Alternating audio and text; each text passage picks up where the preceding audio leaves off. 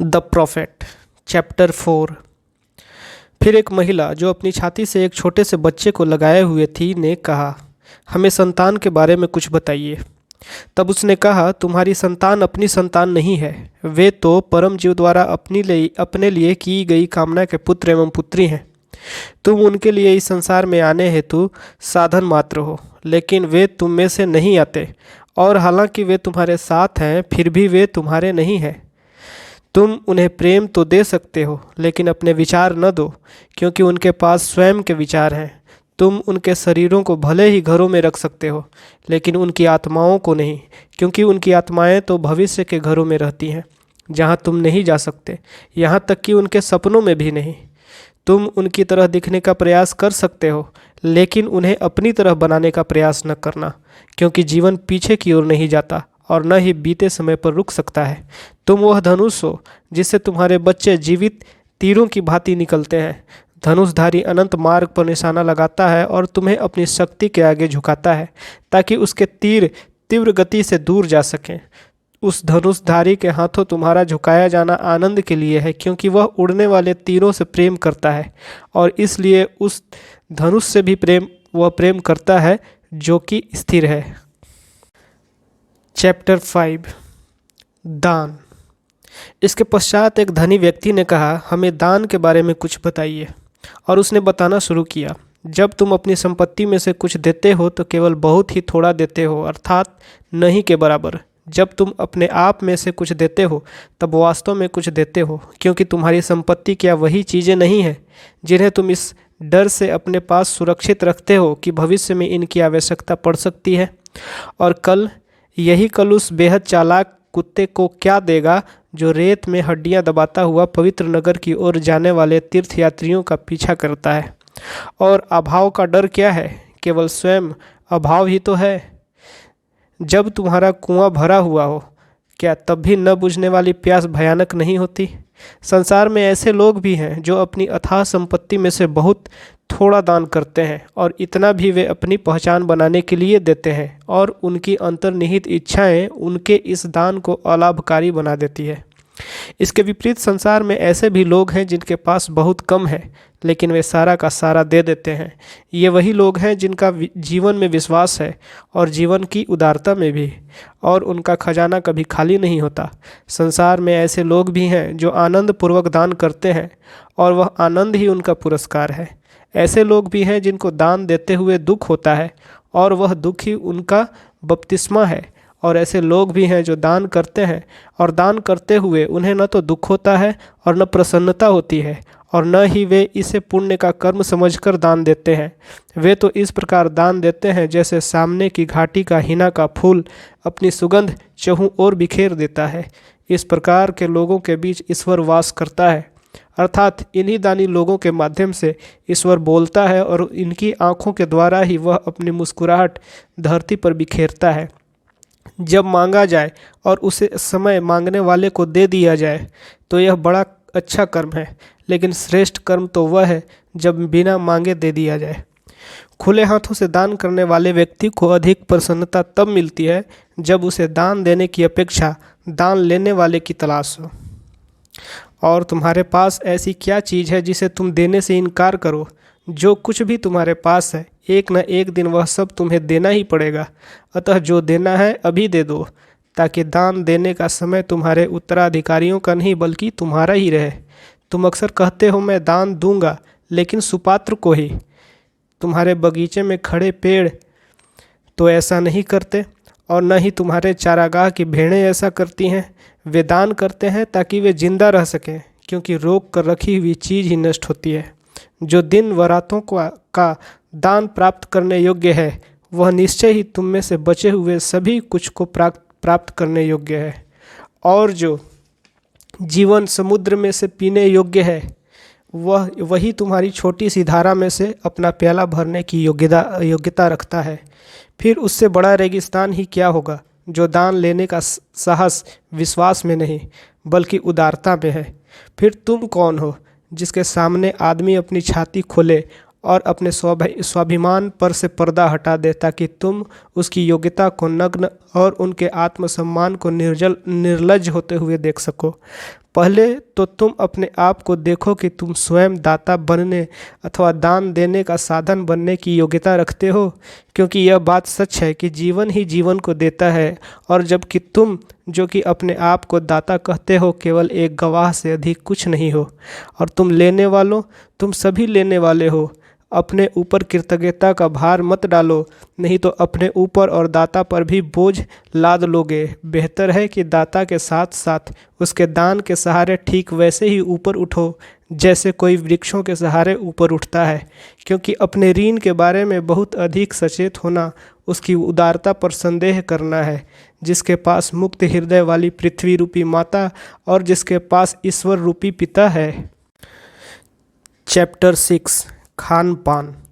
फिर एक बूढ़े आदमी ने, जो एक सराय का रखवाला था, कहा, हमें खान पान के बारे में कुछ बताइए। उसने कहा, शायद तुम धरती की सुगंध पर जीवित रह सकते और अमरबेल की भांति प्रकाश द्वारा जीवन निर्वाह कर सकते, लेकिन खाने के लिए तुम्हें हिंसा करनी पड़ती है। तो अपनी प्यास बुझाने के लिए नवजात बछड़े की माँ को उससे अलग करके दूध लेते हो।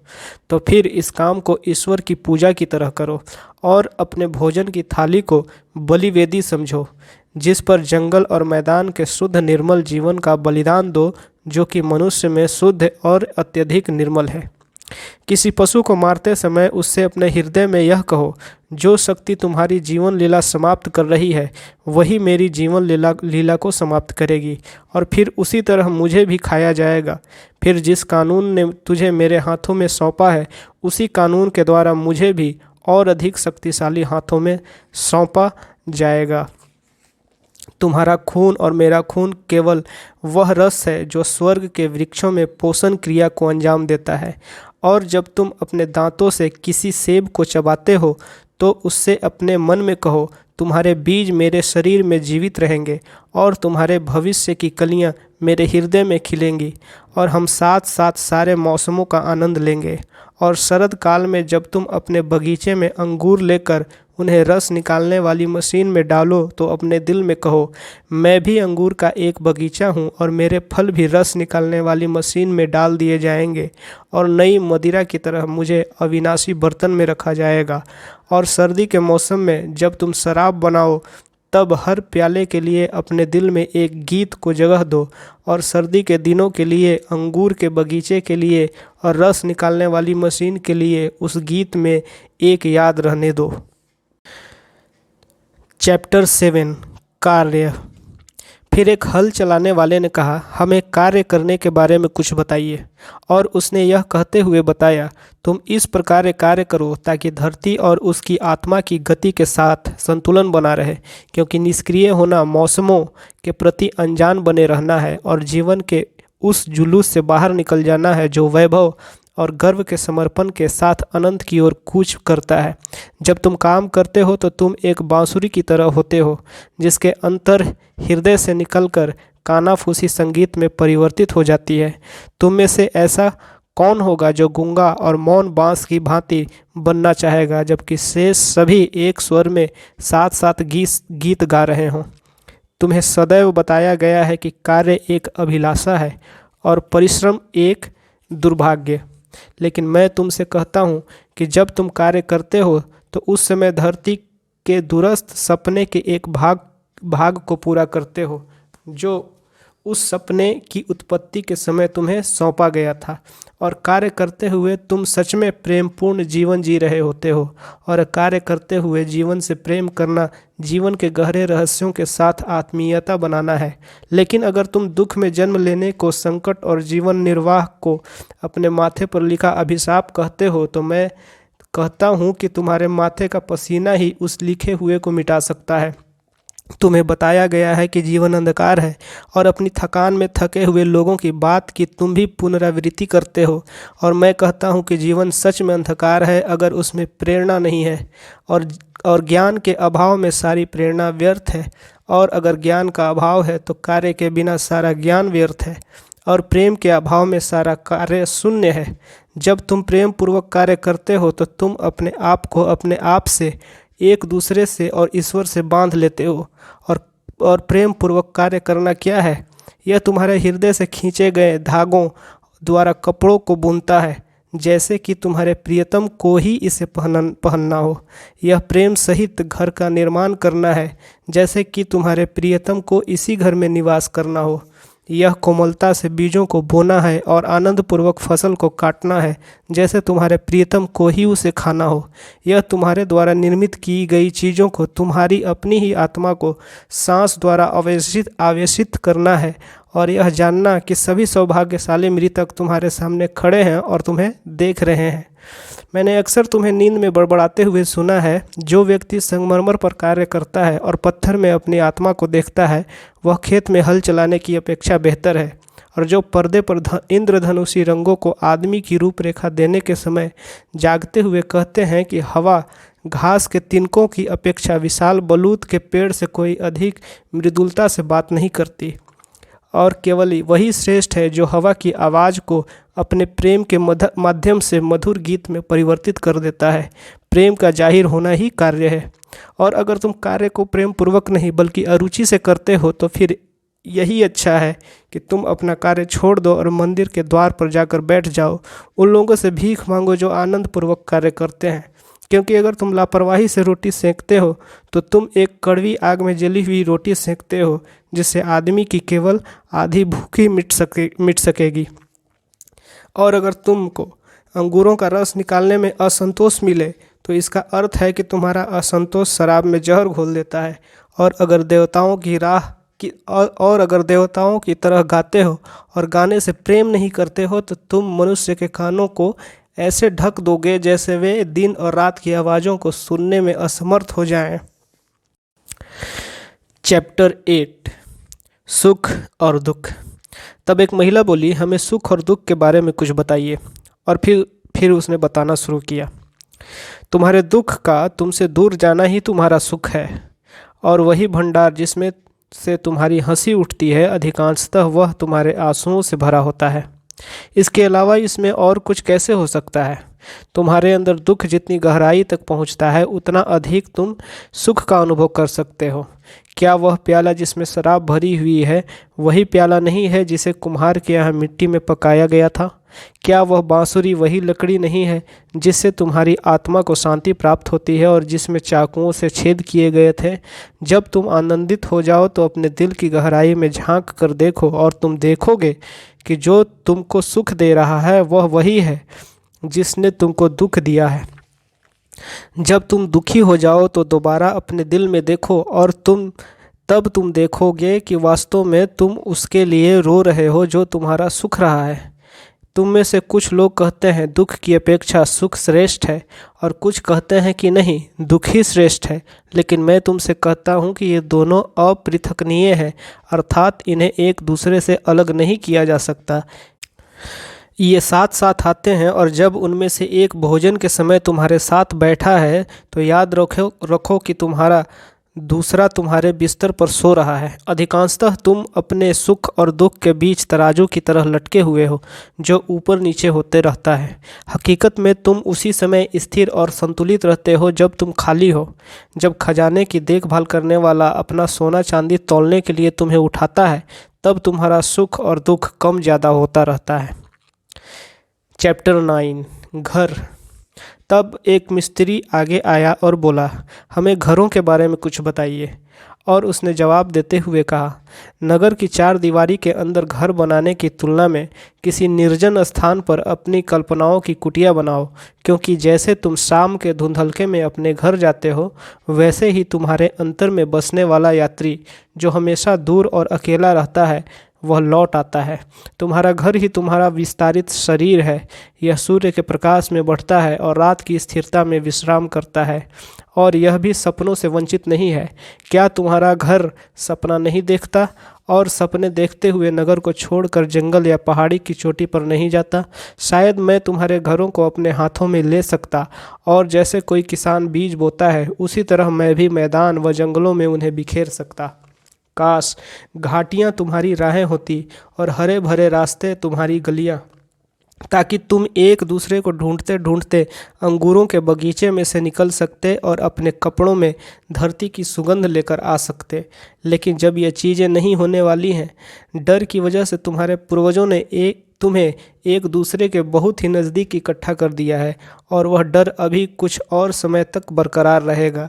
अभी कुछ और समय तक तुम्हारे नगर की दीवारें तुम्हारे खेतों और तुम्हारे चूल्हों को पृथक रखेंगी। और अरफालीज के निवासियों, मुझे बताओ कि तुम्हारे इन घरों में क्या है, और तुम बंद दरवाजे रखकर किस चीज़ की हिफाजत करते हो? क्या तुम्हें शांति प्राप्त होती है, और क्या तुम्हें ऐसी शांत प्रेरणा मिलती है जिससे तुम्हारी शक्ति प्रकट होती है? क्या तुम्हारे पास वह यादें हैं जो चमचमाती हुई मीनारों की ऊंचाइयों तक पहुंचती हैं? क्या तुम्हारे पास वह सुंदरता है जो लकड़ी और पत्थर द्वारा निर्मित चीज़ों से लेकर पवित्र पर्वत की ओर ले जाती है? मुझे बताओ कि क्या तुम्हारे घर में ये सब चीज़ें हैं, अथवा तुम्हें केवल आराम और भोग की ही अभिलाषा है, जो ऐसी चीज़ है कि जो एक अतिथि के रूप में धीरे धीरे घर में प्रवेश करती है और वह फिर मेज़बान बन जाती है और उसके पश्चात स्वामी। हाँ, वह उसी प्रकार चाबुक और अंकुश के द्वारा तुम्हारे विपुलतम अभिलाषाओं को कठपुतलियाँ बनाती जाती है, जिस प्रकार जानवरों को बनाया जाता है। हालांकि उसके हाथ अत्यंत कोमल है, लेकिन उसका दिल लोहे का है। वह तुम्हें थपकियाँ देकर सुला देती है, लेकिन केवल तुम्हारे बिस्तर के नज़दीक खड़ी होकर तुम्हारे शरीर की प्रतिष्ठा का मजाक उड़ाने के लिए। वह तुम्हारे स्वस्थ इंद्रियों का मजाक उड़ाती है और उनको कच्चे बर्तनों की तरह कांटेदार झाड़ियों में रख देती है। हकीकत में सुख की इच्छा आत्मा के उत्साह की हत्या कर देती है और शव यात्रा में मुस्कुरा कर चल देती है। लेकिन हे अंतरिक्ष के संतानों, तुम जो शांति में अशांत रहते हो, तुम न तो बहकावे में आओगे और न ही पालतू बनोगे। तुम्हारे घर लंगर नहीं, मस्तूल बनेंगे। वह कोई घाव को ढकने वाली झिल्ली नहीं, बल्कि पलक बने जो आँख की हिफाजत करती है।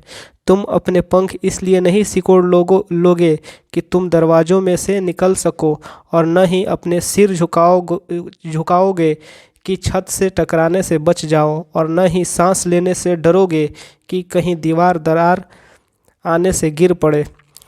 तुम उन मकबरों में नहीं रहोगे जिन्हें मृतकों ने जीवितों के लिए बनाया है, और चाहे वैभवपूर्ण और शानदार हो, लेकिन तुम्हारा घर न तो तुम्हारे भेदों को छिपाएगा और न ही तुम्हारी इच्छाओं का सहारा बनेगा, क्योंकि तुम्हारे अंदर जो असीम है वह आकाश के महल में रहता है, जिसका दरवाज़ा सुबह का धुंधलका है और जिसकी खिड़कियां रात के गीत व खामोशियां हैं। चैप्टर 10 वस्त्र। फिर एक जुलाहे ने कहा, हमें वस्त्रों के बारे में कुछ बताइए। उसने बताया, तुम्हारे वस्त्र तुम्हारी सुंदरता को बहुत हद तक ढक लेते हैं, लेकिन वे तुम्हारी कुरूपता को नहीं छिपाते। हालांकि तुम अपनी निजता की स्वतंत्रता को अपने वस्त्रों में तलाश करते हो, लेकिन शायद तुम्हें बंधन ही मिले। काश तुम धूप और वायु से अपनी त्वचा का अधिक और वस्त्रों से कम संपर्क करा पाते, क्योंकि जीवन प्राण सूर्य के प्रकाश में है और जीवन के हाथ हवा के मृदुल झोंकों में है। तुम में से कुछ लोग कहते हैं, हाँ, यह वही उत्तरी हवा है जिसने उन कपड़ों को बुना है जिन्हें हम पहनते हैं। और मैं कहता हूँ, हाँ, यह वही उत्तरी हवा है जिसने उन कपड़ों को बुना। लेकिन शर्म तो उसका करघा थी और तंतुओं की नरमी उसका धागा थी, और जब उसका कार्य पूर्ण हो गया, वह जंगल में खिलखिलाकर हंस पड़ी। यह मत भूलो कि लज्जा मैली आँखों में से बचने के लिए एक ढाल की तरह है, और जब मैली आँखें ही न होंगी तो लज्जा केवल बेड़ी और मन को दूषित करने वाली चीज़ के अतिरिक्त और क्या होगी। और यह मत भूलो कि धरती तुम्हारे नंगे पाँवों का स्पर्श पाकर कितना प्रसन्न हो उठती है और तुम्हारे बालों से खेलने की इच्छा रखती है।